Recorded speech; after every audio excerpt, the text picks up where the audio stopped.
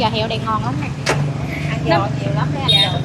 Chị nhưng mà em thấy bây giờ cái gì vật giá cũng cao mà chị bán rẻ vậy sao lời nói làm cực nữa. Giờ số nhiều nên cái bán cũng tính ra cũng chi phí cũng có nhiều chứ. Chắc bán gì đam mê đúng không, kiểu yêu nghề á mới đi lâu rồi vậy chứ em thấy mấy cái nguyên liệu này cũng mắc đâu có rẻ Mắc đâu rồi. cua. Cái gì cũng mắc hết trơn, nó tóm lại là cái gì nó cũng mắc hết. Dạ. Bán là khoảng được bao nhiêu ký xương heo, mình có lượng được không chị? 70 ký xương heo là không, cái gì? Cỡ chừng 20 mấy 30. À, 20 mấy 30 là chỉ là giò heo thôi. Đúng rồi, Chứ không có dạng thịt nạc đúng không chị? Ý là xương. Cái giá luôn anh. Cái giá luôn. Một cái không giá, một cái không hành không giá, giá để riêng đó. không hành không giá để mình riêng. Một cái không hành không giá.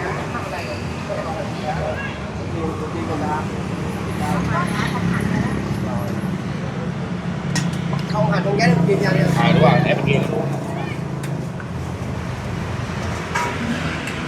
Hi, xin chào cả nhà, lại là Trinh đây. Hiện tại là Trinh đang ở địa chỉ là 439 đường Hưng Phú. Ở đây có một cái quán bánh canh cua của chị đẹp này nè, bán rất là nhìn rất là hấp dẫn luôn, cho nên là Trinh sẽ vào để ăn và review thử cho mọi người nha.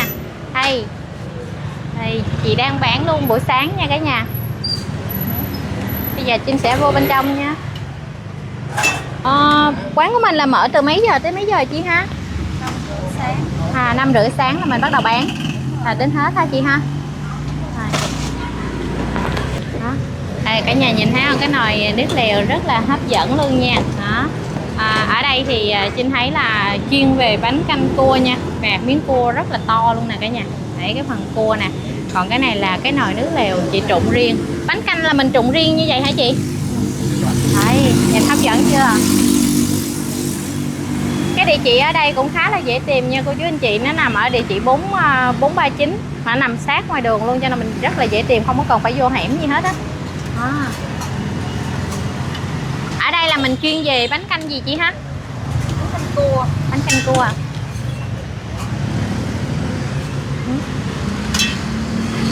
Mình bán cái nghề bánh canh này được lâu chưa chị? Lâu rồi. Tính ra được mấy năm đây chị? Cũng mười mấy năm. Mười mấy năm rồi. Nghe giọng chị chắc người miền Tây ạ? Dạ không? Dạ ở thành phố. Ở nhà thấy không, cái giò heo á là chị luộc lên cái màu nhìn rất là đẹp nha. Đó chị này.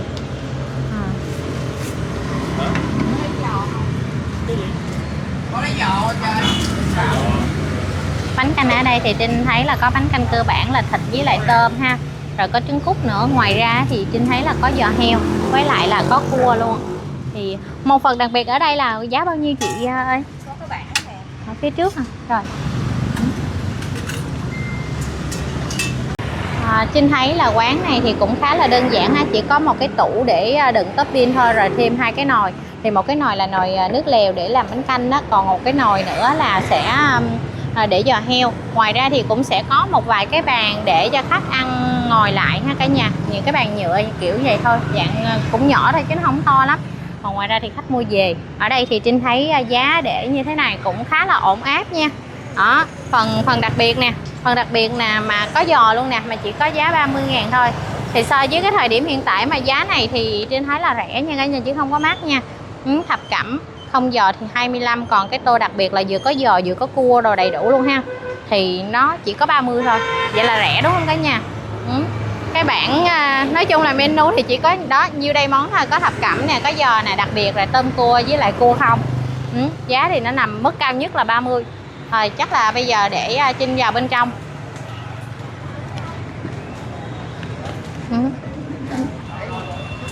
Ở đây á, là Trinh thấy chị nấu bằng than đá, cho nên là chị cứ thay than. Rồi mình mới thay than hả chị?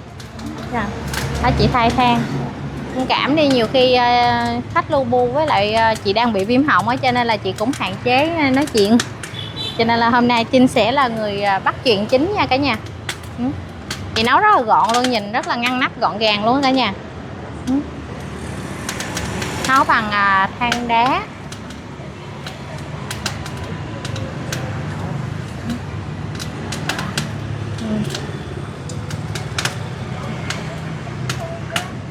Cái giò heo hôm đó ở trên là cái chả chả hen, với lại là thịt á, thịt là thịt nạc không luôn nha, là thịt nạc xong rồi chị cắt lát nhỏ ra. Ngoài ra thì có cái tôm á, mà Trinh cảm giác là tôm nhìn rất là tươi luôn nha cả nhà, cái màu nó rất là đẹp luôn. Rồi có trứng cút nè. Ở đây thì Trinh thấy là giò heo có vẻ là cái món mà được nhiều người ưa chuộng hay sao. Hồi nãy giờ có nhiều chị khách tới rồi nhưng mà người ta hỏi là có giò heo chưa, và thật sự là giò heo nè cả nhà, thấy không, nhìn rất là ngon ha. Ở đây là một cái nồi giò heo nè, to luôn nè cả nhà. Đó, ở đây là chị trụng một cái nồi giò heo to, nhưng mà chị sẽ vớt lên trên như thế này cho nó ráo nước, sau đó thì chị sẽ cho vô trong cái tủ này ha. Một cái nồi giò heo to riêng, rồi thêm ở đây là cái nồi nước lèo nha cả nhà. Nước lèo và có cua, còn bánh canh là chị để riêng luôn. Đó, ăn tới đâu thì sẽ lấy đến đó, có huyết rồi, nhìn cũng khá là ngon ha.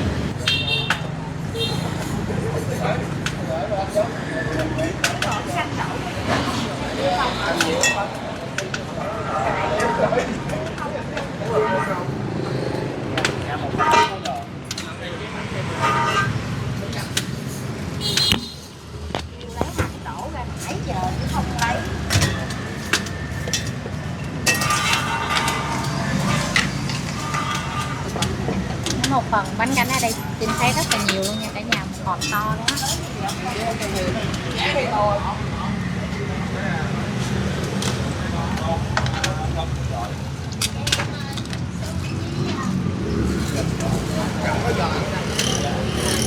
Cái này là chị thêm bánh canh vô trong cái nồi nước lèo nha, để cho nó mềm á, với lại cái bánh canh của mình nó sẽ ngấm được cái nước lèo á, thì lát khi mà khách ăn nó sẽ ngon hơn nha cả nhà.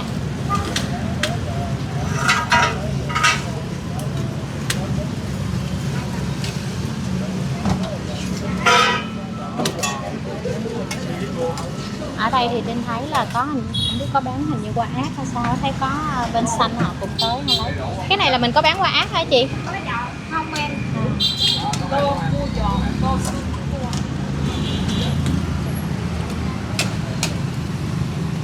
Có đơn đấy cũng được.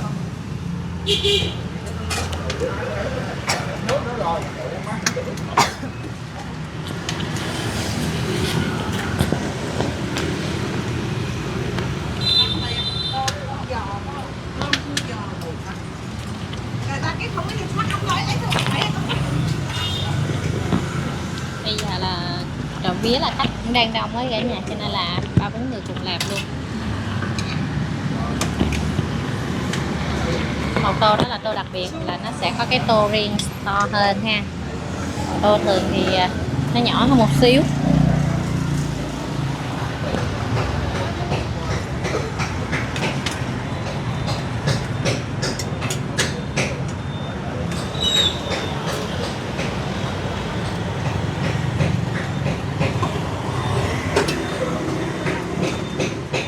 Em 4 hộp về, 4 hộp canh, 1 hộp không hành, không hành không giá để riêng nha.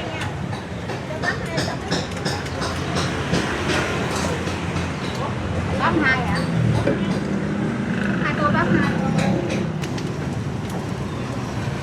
Trinh thấy ở đây á, là cua một phần chị đã vớt ra ngoài bên sẵn ở trên cái kệ để mình ấy cho khách, nhưng mà cũng có một ấy cua là chị để sẵn ở trong cái nồi như này để giữ cái độ nóng cho khách á. Khi nào ăn là chị sẽ lấy lên và chị đỡ lên trên nữa nha cả nhà ha. Cái càng cua, cái thịt cua nhìn nó to và nó nhiều quá cả nhà, nhìn rất là ngon. Đó, coi huyết heo á. Mình phải vớt huyết lên như vậy hả chị? Nó thấm rồi để lâu quá nó rã hết. À, thấm để lâu nó rã. Nhìn cái nồi nước lèo chất lượng quá, cái màu nó cũng đẹp nữa.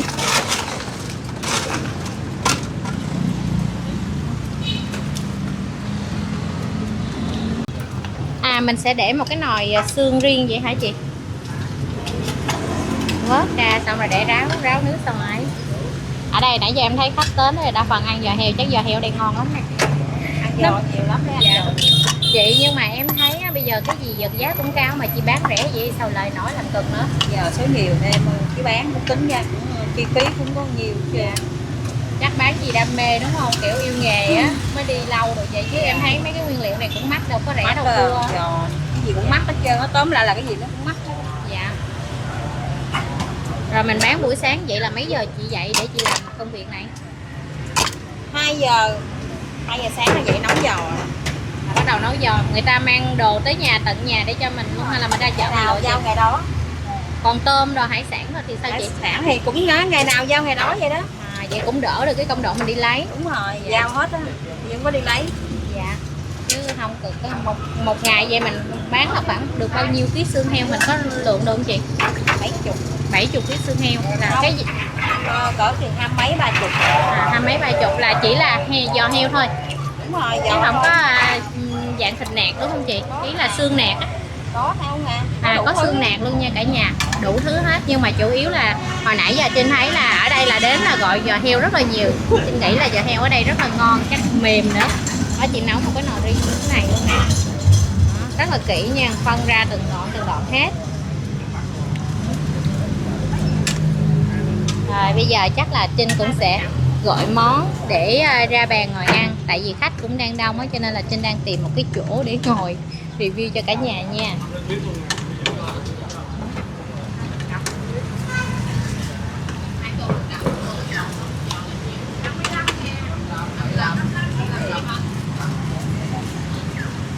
Chị ơi, chắc lấy cho em nào làm việc luôn ha.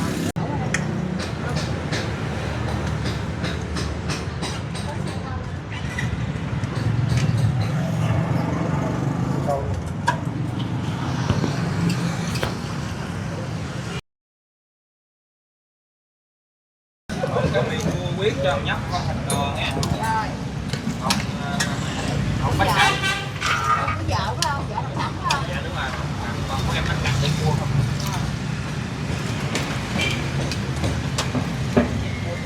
Ở đây Trinh thấy cũng có mì nữa nha. Khách nào ăn mì, không thích ăn bánh canh, mình ăn mì thì vẫn có luôn nha. Mì là chị cũng trụng sẵn luôn rồi, cái là bắt đầu là chị cho nước vô thôi. Đấy, chị trụng lên nè. Cái mì nó mềm một xíu thì nói chung là mỗi một tô bánh canh sẽ có huyết, có tôm, rồi có cả cua. Đó, có cả chả, thịt, trứng cút. Nói chung là thập cẩm là sẽ có đầy đủ nha cả nhà. Cái này chắc là tôm cua.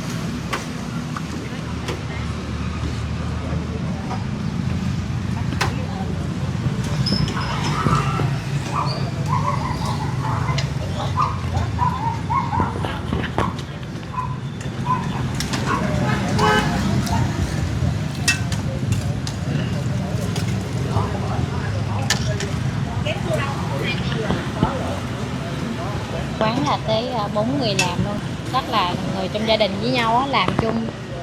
Chị là đứng coi như là làm chính, rồi sau đó có một bạn trai cũng vớt bánh canh phụ, rồi có con gái nữa sau đó là phụ bưng bê cho khách nha.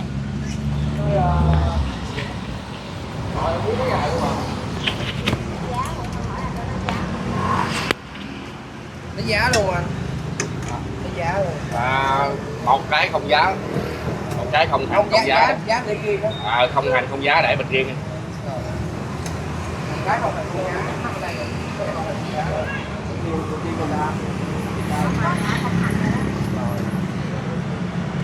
Không hành không giá được riêng nhau nha. Đúng rồi, để bên riêng.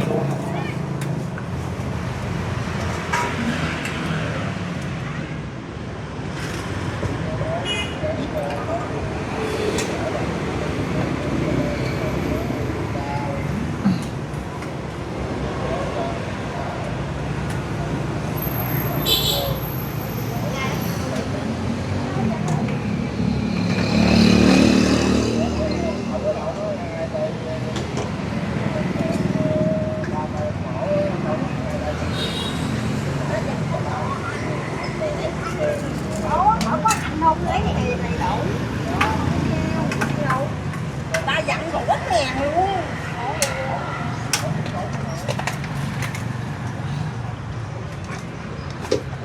Nhóc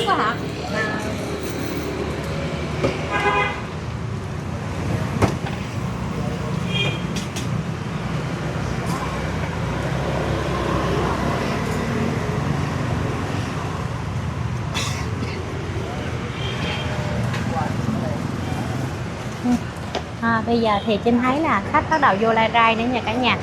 Ở đây thì do là quán ở vỉa hè thì Trinh thấy là cái không gian nó cũng hơi bị chật, thì phía trước là sẽ đậu được vài chiếc xe thôi, bên trong thì có những cái bàn nhỏ, nhưng mà Trinh thấy là mé bên hẻm này nè, mình cũng có thể là sau lưng của Trinh nè thì cũng sẽ có thể là mình đậu được một vài chiếc xe nữa ha, để mà vô ăn thì nó có chỗ đậu xe đó. Bây giờ cái này là khách mang về, khách đặt mang về nè cả nhà thấy không.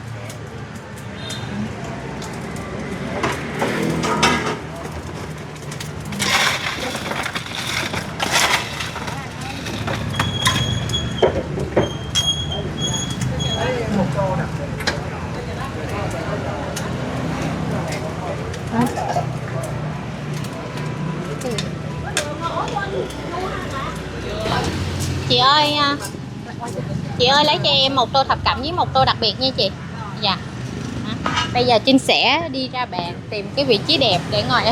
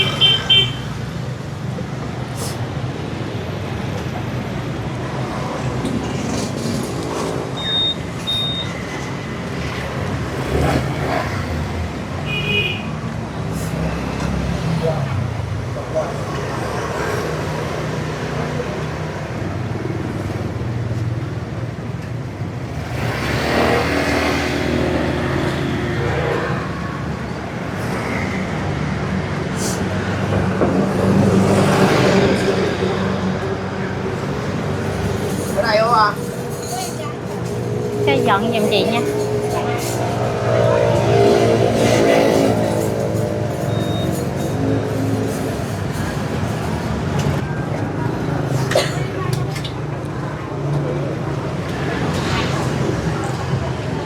Đây là cái tô bánh canh đặc biệt của Trinh. Thì Trinh thấy ở đây là giống như cái này là có quẩy nè cả nhà ha, có nhiều cua nha, 3-4 miếng luôn, chả nè, rồi có chắc là có bò viên nữa nè cả nhà, trứng cút nha, một cục huyết, nhưng mà hình như là không có thịt nạc. Nói chung là tô đặc biệt sẽ không có thịt nạc. Còn ở đây là tô của bàn quay phim của Trinh á, thì đây là tô coi như là thập cẩm, thì nó chỉ không có giò thôi nhưng mà nó lại có thịt nạc hơn nha. Bây giờ Trinh sẽ pha một ít nước chấm. Giá của cái tô này á, thì theo cái bảng giá đang dán ở phía trước á, thì Trinh thấy là giá là 30.000. Đấy, cái tô đặc biệt nha. Còn cái tô này là 25.000 này cả nhà. Trinh cảm giác là cái giá này thì nó ổn nha cả nhà, rẻ so với hiện tại. Còn đây là cái chén nước chấm, thì ở đây chị sẽ cho sẵn chén rồi mình sẽ cho nước chấm ớt nha, có một xíu ớt, nhưng mà hình như có chanh nữa đó, nhưng mà chanh để bên bàn bên kia rồi, cho một xíu ớt thôi đó, để ai thích ăn đậm đà hoặc là chấm vô thì mình có thể là mình sẽ lấy thêm một chén nước chấm để cái bên. Còn nếu mà ăn không còn thì thôi cả nhà hen. Có giá nữa đó cả nhà. Cái tô bánh canh của Trinh thì không có giá đây cả nhà thấy không, nhưng mà nếu như mình ăn giá thì mình có thể gọi thêm, chị vẫn cho nha. Trinh thấy bàn kế bên là vẫn có một cái tô giá để thích ăn giá trụng thì ăn nha đó. Còn không thì như vậy cũng được. Rồi bây giờ để Trinh sẽ ăn thử cái nước nha. Ngọt thanh, đậm đà nha, không cần nêm thêm một xíu gì nữa. Nếu được thì cho thêm một miếng chanh nữa là nó để có cái vị chua chua thì nó sẽ ngon. Nước ngọt thanh, được nha cả nhà. Chắc Trinh sẽ thêm một xíu chanh vô đi. Trinh sẽ cho vô đây một xíu chanh nha. Còn đây là chén nước chấm của Trinh nghĩ là nó ngọt thanh thôi chứ nó không có quá mặn, cho nên là những cái topping này mình có thể chấm thêm nước mắm nữa nó sẽ ngon hơn. Rồi bây giờ Trinh sẽ ăn và Trinh mời cả nhà cùng ăn với Trinh luôn nha. Đây, quậy cái này lên ha, nhìn hấp dẫn quá cả nhà ha. Rồi đầu tiên là sẽ ăn cái bột bánh canh trước để xem nó như thế nào. Mềm, ngon, không bị chua, không bị nát cái bánh canh nha cả nhà. Ngon ạ. Rồi được 2 miếng chả hơi mỏng nha cả nhà, thông cảm đi, giá 30 thì nó chỉ tầm này thôi chứ không thể nào sắc dày được như những cái quán khác đâu. Đây rồi ha, chả dai giòn thơm ngon. Còn đây là cua nè, cua đặc biệt sẽ có một con tôm và 3 miếng cua như thế này. Bây giờ hải sản á là phải tươi ăn nó mới ngon nha cả nhà. Hải sản là nó hơi bị gọi là kén người ăn, nhiều khi là nó không tươi là nó sẽ bị ảnh hưởng tới cái đường ruột của mình luôn á. Đây bây giờ tôi sẽ ăn thử nha, vẫn còn độ dai và chắc, không có mùi nha, được ổn áp cả nhà. Thịt cua ngọt nha cả nhà, rất là ngọt luôn á. Ok, cái này thì Trinh thấy những quán khác cũng có, giòn giòn ăn vui miệng dời.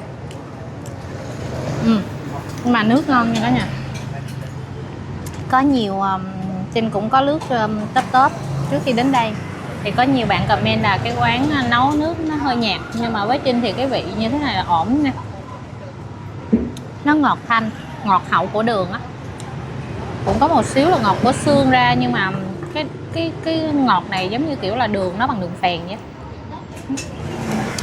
Rồi tiếp đây, cục giò chấn động. Cục giò này là giò gân. Giờ Trinh sẽ cắn một miếng, rồi nãy giờ là thấy là do là khách tới đa phần là order cái giò này nhiều lắm, cho nên là Trinh cũng muốn ăn thử. Mềm, ngon, vẫn còn độ ngọt và giò nóng nha, kiểu giống như là bán trong ngày á, kiểu là lấy nguyên liệu và bán trong ngày á, chứ không phải là cái dạng là thịt cũ nha cả nhà. Cái này là giò mới luôn nè. Rồi chấm một miếng mắm vô đây, cái gân này cả nhà ơi, nãy giờ pha chén nước chấm chứ chưa chấm luôn nè nha. Ngon quá, rất là dẻo luôn á, ý là nó mềm vừa phải, nó không quá mềm để khiến mình ăn nó bị gọi là bị nhũn, mà nó mềm vừa phải nhưng mà ngon nha cả nhà.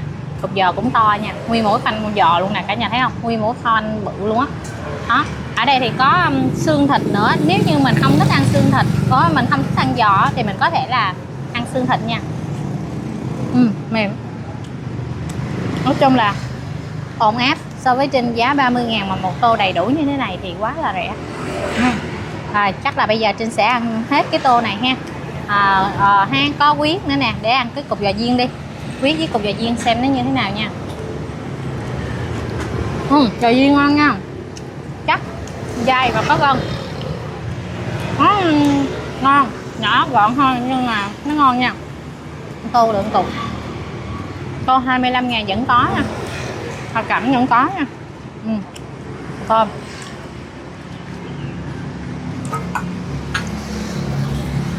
tươi nha, ngọt. Ok, rồi bây giờ Trinh sẽ ăn cho hết cái tô này nha, và một xíu nữa Trinh sẽ tính tiền và ra về. Rồi, ăn tiếp nha cả nhà.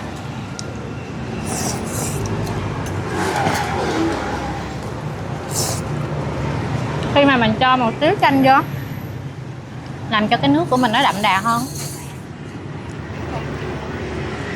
chua chua ngọt ngọt, không đỡ thấy.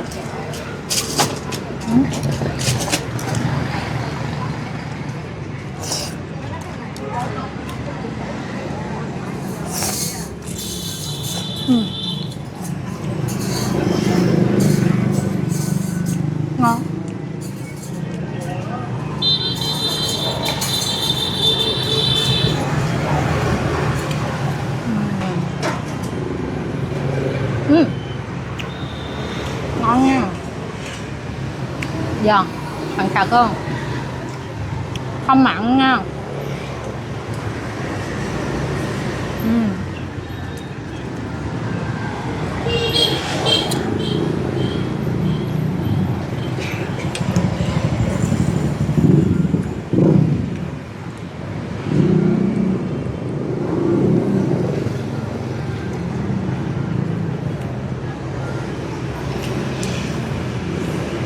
Bây giờ thì Trinh sẽ tính tiền và ra về. Chị ơi tính tiền cho em luôn chị. 55.000 em chuyển khoản nha. Mã đây đúng không?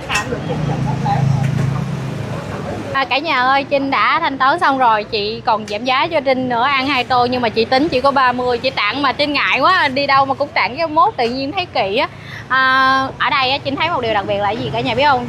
Cái tô chỉ có giá 30 thôi, dù là tô 30 hay là 25 đi chăng nữa, nhưng mà rõ ràng là nãy cả nhà thấy không, tới 3-4 miếng cua là rất là nhiều cua luôn nha. Ít có khi nào mà chỗ nào bán bánh canh cua mà giá vừa mềm mà lại nhiều cua như thế này. Cho nên là cả nhà nếu mà tiện đường á, thì mình cứ ghé ngang qua chỗ 439 nha, ủng hộ bánh canh cua của chị đẹp nha. Chỉ đeo khẩu trang nhưng mà chị nhìn là cái cảm giác là rất đẹp nha, da trắng tươi à. Da trắng tươi à. Đó, nói chung là ở đây là hai chị em sao chị này cũng phụ luôn nè. Đó, rồi em đi luôn nha chị, em cảm ơn nha. Dạ, cảm ơn cả nhà đã theo dõi clip của Trinh luôn nha. Bye bye cả nhà.